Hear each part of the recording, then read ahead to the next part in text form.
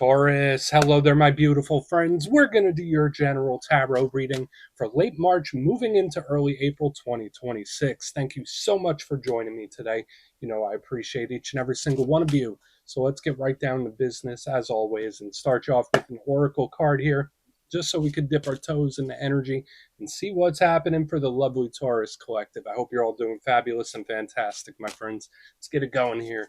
My guide, spirit team, talk to me. What do we got for the beautiful Taurus collective as we move from late March into early April? It's Aries season, and hey, Taurus season's right around the corner, just a few weeks away. So I hope you're getting your birthday plans ready. But let's see what energies, messages, insights we could take a peek at. And yeah, we're just going to take a real quick look at this first card. Then we'll get into the full reading itself. At the very end, I'll pull you a bonus card from the Shadowland Tarot, just to see what might be in the shadows or what shadow work you can lean into, which is always interesting. But let's get it going here. Let's rock and see what we got for Taurus in late March, early April. What's the vibe? Let's get it going. Let's get these cards. There we go. That was nice and quick. Cool.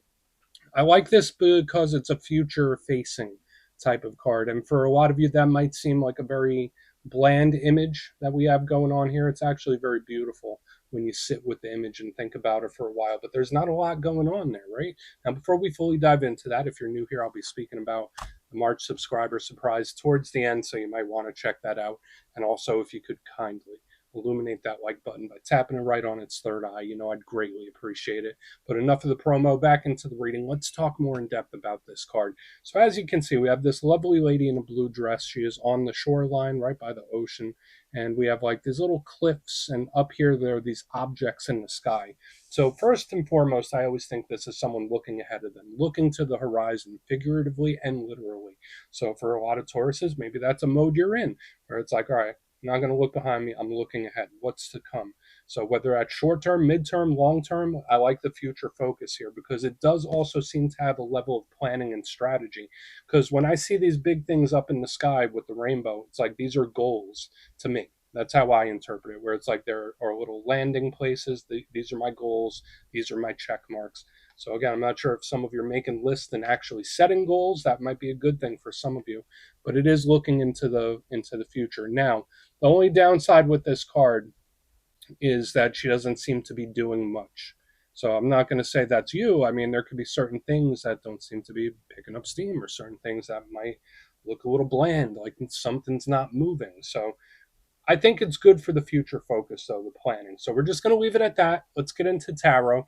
And yeah, I always say that first card, it doesn't make or break the reading. It's just a little footnote. So let's get you 3 tarot cards in the upright. Then we'll get into that intuitive juiciness.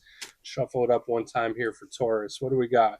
And while we get this deck shuffled up and ready to go, let's talk about last week's reading, because I don't want to say there was a concerning energy attached to it, but there was this little underlying wildness I was picking up. The reading was titled The Big Mistake, not to necessarily say that you have made one. It was more so of a warning about impulses, impulse control. Someone just saying, screw it, I'm going to do what I want type of energy. Or somebody doing something and regretting it after the fact. That was the big theme I picked up last week. So just keep your head on a swivel this week.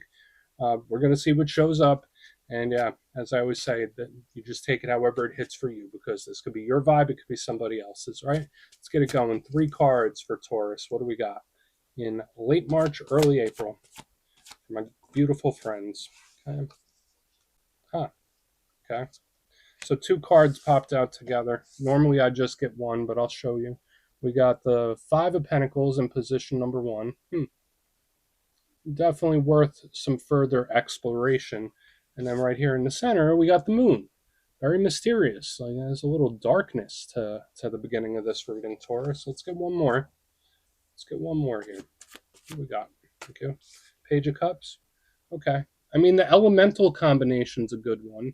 I don't know how to feel about it yet, because like the energy kind of opposes, right?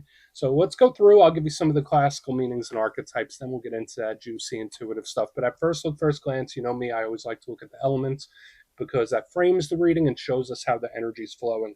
And the elements you have this week, Taurus, are actually very beneficial for you as an earth sign, because we have earth and water. Now, I always say when we combine earth and water, it's a recipe for blessings and abundance, right? How do you go grow plants and vegetables, right? A little bit of earth, a seed, and some water, right? So that's kind of how the element mixes together for me, where it's like there's potential coming in. Um, However, there's a little bit of a heaviness regarding the water, even though it's not like your comfort zone completely. With the moon and the page of cups, that's the realm of emotion. It's matters of the heart. So whether it's people, things, situations we're emotionally invested in, it could be all of that. A lot of water energy could be very good for creativity, creative problem solving, thinking outside of the box. So that's nice. Where it's like, all right, I'm going to do something different now. I like that aspect about the water. Um, but yeah, the emotions are a big one because the downside of the water element, it could be very overwhelming. Remember, water can be very up and down, back and forth, just like the tides. They always roll in. And it's funny we're talking about tides and water when the first card was on the beach as well. Interesting how that happens, right? So just watch out for emotional overwhelm. But then we have the earth, which does solidify it on the front. Now, earth, again, that's your power element. That's your comfort zone. It can represent feelings of stability and security, inner stability and security, and outer. Both of them are in play. It can represent routine. It can represent day to day life. When I see pentacles, I think of money, work, business, finances, investments, all that good stuff, home and family. So, whereas this is the internal heart realm, the earth is the world we live in, the physical material, right? The downside to this energy is, yeah, I mean, sometimes it could be a little sticky, right? Sometimes it's an energy that doesn't move too quickly. It really takes its time. So watch out for frustration. But let's go through and start building this out piece by piece. Position number one, we're starting with the Five of Pentacles. Now, again, we'll put all the stuff we were just saying about elements to the side and get into the specifics. And when you look at the image of this card, it doesn't really look like the nicest, right? We got these two people. They're outside in a blizzard. They look pretty cold, right? They look kind of beat up, too. The one person's on crutches with a bandage on their foot. Um, we're going to split this in two ways. We're going to talk about the financial aspect, and we're going to talk about the interpersonal, emotional aspect as well. And I'll also give you the silver lining. Now, when it comes to money, watch out for any financial strain. Watch out for any work or business dealings that are just not hitting the mark. There could be certain issues when it comes to work and stuff like that. So, again, just something to keep an eye on. It doesn't feel like total collapse, it just feels like struggle, right? So, watch out for any tension in that realm. But when it comes to the interpersonal, that's really where this card gets difficult because it can represent isolation, it can represent loneliness, it can represent longing or missing someone or something. So that's just something to be aware of. It's an energy that feels thrown out in the cold. So in its worst case scenario, it could represent abandonment. Now, in its lightest case scenario, this card could sometimes just represent a little gloominess, just feeling a little off. You ever have one of those days where it's like, I just don't feel too great? This card could be that. Okay. Now, the good thing about the Five of Pentacles is the temporary nature of it. That's the thing with all the fives. It's a transitional number, it's a transitional energy, and it won't last forever, which I think is a good thing in this case. Now, moving to the middle, we have a lot of questions, right? Because we have the biggest mystery card of the whole deck showing up here. We have the moon. Now, that does link to Pisces. Some readers also give it to Cancer. I give it to both of them. And the moon is the opposite of the sun card, whereas like the sun card is bright and shining, luminescent. This card right here is soft, subtle, very understated. This is a card of intuition, psychic gifts, intuition. I already mentioned that. Dream states, the inner world of prayer and meditation. So all that beautiful spiritual stuff is tied in with this card, and I really like it. And there's a soft subtlety. Just know your energetic sensitivity could be heightened when this card is here. But mystery, that's the name of the game, for better or for worse. So in the good sense, it could just represent something that you just don't see coming, something that's just not on your radar right now. In the roughest aspect, this could represent secrets. This could represent purposely obscuring or hiding something. So we're going to dig deeper, especially since it's next to this Five of Pentacles. Now, moving to the back end, we have the Page of Cups. Cool. Now, this is a very good, positive, lighthearted card. So you see what I mean? We go from the five to the moon. Boom, then we got this page, which does change the vibe. Now, again, more water sign energy, Pisces, Cancer, Scorpio. But if you're not connected to any of those, pages are youthful, new, fresh types of energies. It could represent younger individuals, but if that's not the case, to me, it's either they're taking in information and learning new things, so it's great for that, or it's a conversation. Specifically, the Page of Cups, it's an energy that wants to get something off its chest. So it's like, I want to share these emotions. I want to let this out. So again, whether this is someone else or yourself, like this page is doing a lot of speaking, talking, messaging, whatever we want to say. Now, the downside to this page, sometimes it could get a little shy. Sometimes there's something it might want to say, but it bites its tongue and says, maybe I shouldn't. This card can sometimes represent self doubt, and it can be an energy that has a lot of great potential, but it just needs to make the right moves. So I want to dive deeper on all this, Taurus. Let's do it. Let's jump in and clarify. Okay, let's get a good shuffle here. What do we got for our good friends? And yes, this is where I go intuitive with the message, which means I just tell you how it feels to me. So feel free to do further research or rely on your base knowledge of tarot, because as you know, every single reading is about the reader's interpretation, and I'm just giving you mine. Let's go in on the Five of Pentacles. Oh, and yes, if you're a reader yourself, please feel free to play along. That's why the box is here. If you're feeling any messages you want to give to Taurus, you can drop it in the comments. I don't mind at all. Okay, why is that Five of Pentacles here? Why is it here? Oh, almost. The Queen of Cups almost came out, but she went back into my hand. Yeah, this is rough. This is rough. Okay, so we have the star in reverse underneath it. Now, the star is Aquarius energy. If you're connected to an Aquarius, this could easily represent them. But to me, it is a card of wish fulfillment. It's a card of hope, light at the end of the tunnel, brighter day. So the fact that it's in reverse underneath the Five of Pentacles, this is someone that's in a pretty rough place or could potentially be. Now, in its lightest form, because I always like to try to show it to people on a spectrum. For some Tauruses, there could be a situation or something where it's like, I'm having a hard time seeing the bright side of this. I'm having a hard time seeing the positive in this. So whether it's a problem, whether it's a situation that you're taking seriously, to me, it's like I'm having a hard time finding the positive in it. That's just the big vibe here. Again, there's nothing wrong with that from time to time. This does feel like it could be a rough patch, and I do want to see how the energy moves going forward. But yeah, when I see the Five of Pentacles with the star in reverse, it's like, ouch. Like, this hurts. Like, that's one of those types of energies. Now, again, you don't have to claim this, right? Remember, when it comes to these readings, it's just an energetic forecast, right? We're looking at energetic potential. This isn't necessarily yours. It could just be someone else's. Or again, it's about your perspective and your awareness, right? But this card combination, it can be a problem, or it can be a situation that should be taken seriously. Because to me, it's like I'm having a hard time seeing the bright spot. Okay, we're going to keep going. We're going to keep going. So what's going on the moon? And we all have those ups and downs, right? It's natural, right? Ebbs and flows, just like the water element. Right? Can't be bright and shining all the time. You could try. All right, let's see what's up with the moon.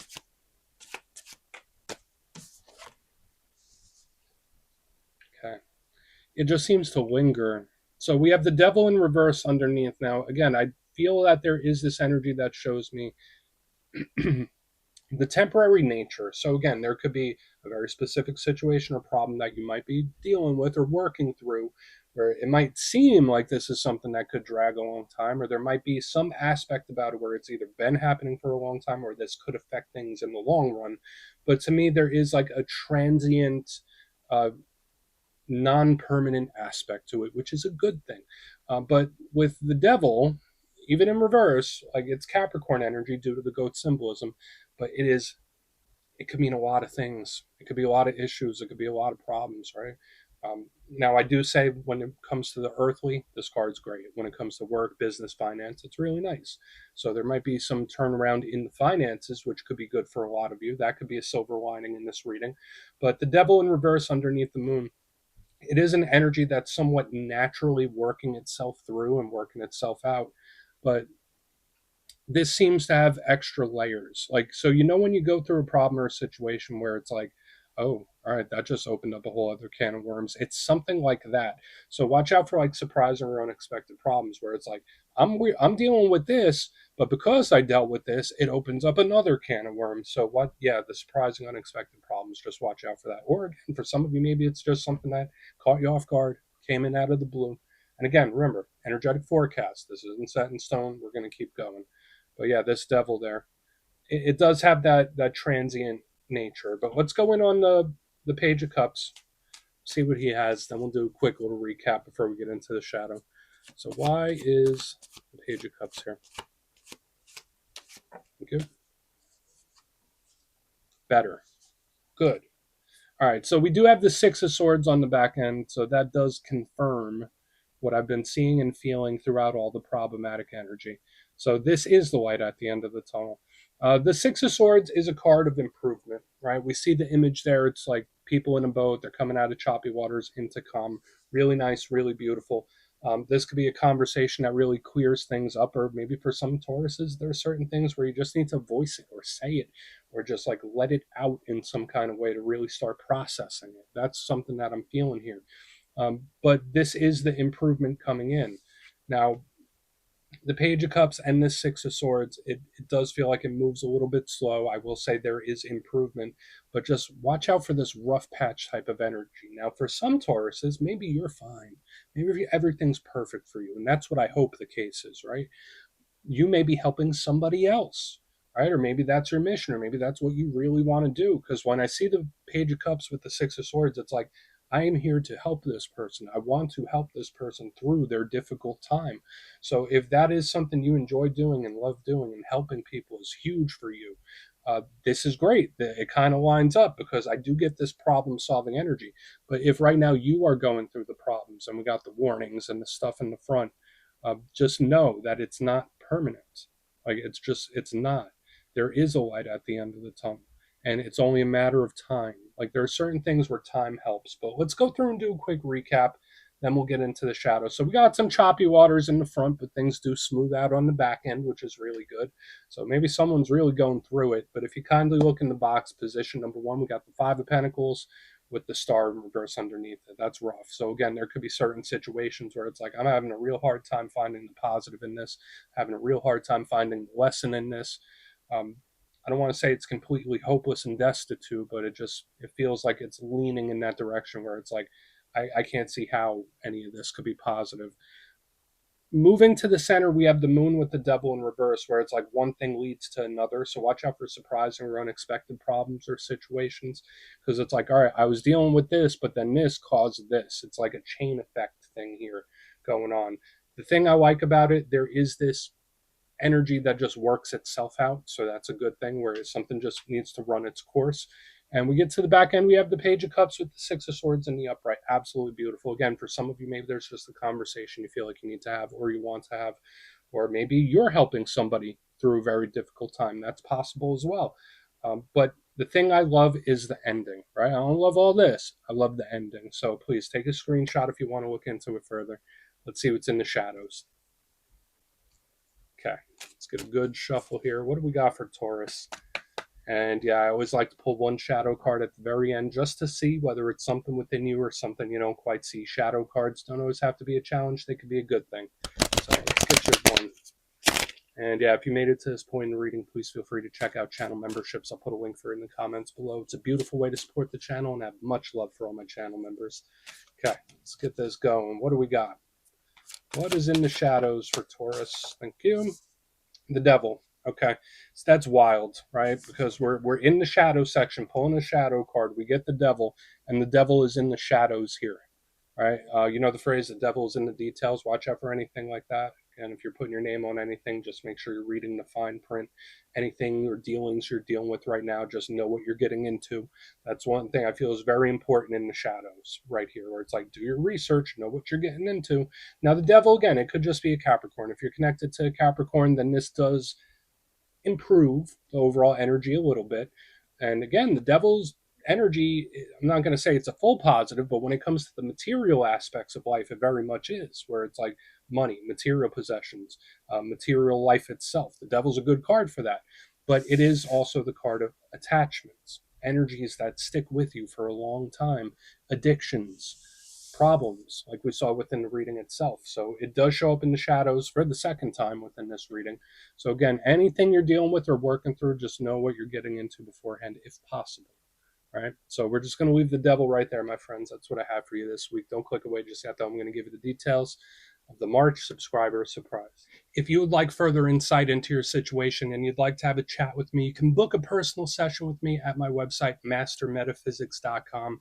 The March calendar is live and spots go quick, so you could go check that out. But for the March subscriber surprise, we're doing another winner's choice. I will choose 3 subscribers to win either a copy of the Everyday Witches Tarot, beautiful deck, or handmade crystal pendant, which I showcase at my website, mastermetaphysics.com. So if you'd like to get your name in for that, it's two simple things. As always, my friends, first, you must be subscribed. And second, let me know down in the comments, what zodiac signs do you get along best with? Which ones are your favorite? You'll be entered to win, and at the end of the month, the winners will be announced in my community tab. As always, my friends, much love, and I'll see you soon.